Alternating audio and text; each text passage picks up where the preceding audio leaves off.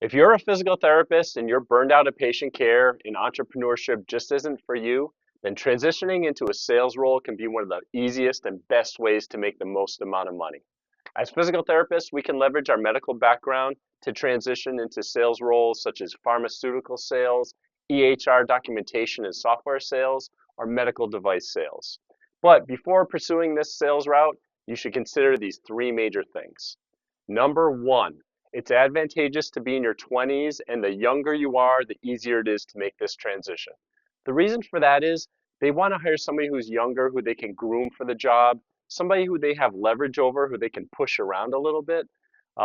Being honest, once you've been established as a physical therapist for 5 to 10 years or more, you know that you can quit that sales job if you don't like your boss or you don't like the way things are going or somebody rubs you the wrong way. They know that you could quit your job and have a six-figure physical therapy job by the end of that day. So they want to have this leverage over you. So the younger you are, the more advantageous this is. If you wait until you're in your 30s and beyond, it can be much more challenging to land a sales role. The second thing to consider is that you have to get mentally prepared to beg for a job. This can be very difficult because as physical therapists, we are currently in very low supply and very high demand.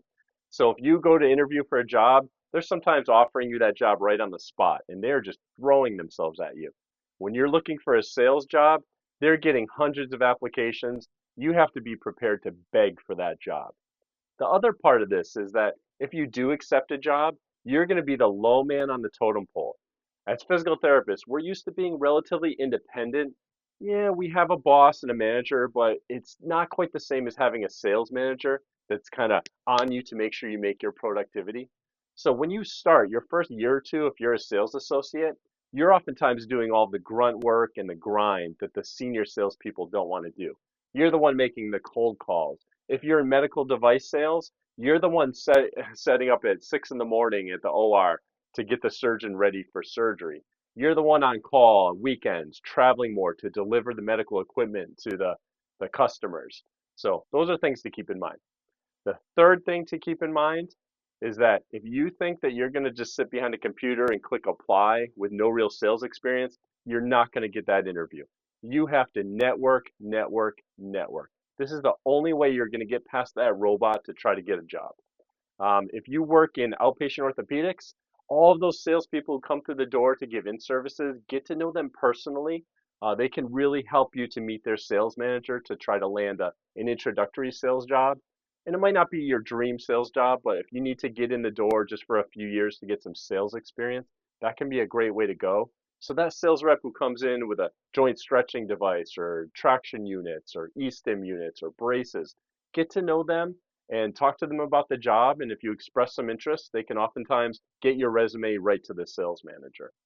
If you work in an inpatient unit, try to observe as many surgeries as you can because oftentimes the sales reps are right there with the surgeon. Once again, you can talk to them, form a relationship, and get to know them and express interest, and they can be the one to help you get that job. So it's important to consider these three major things when trying to pursue a sales job as a physical therapist.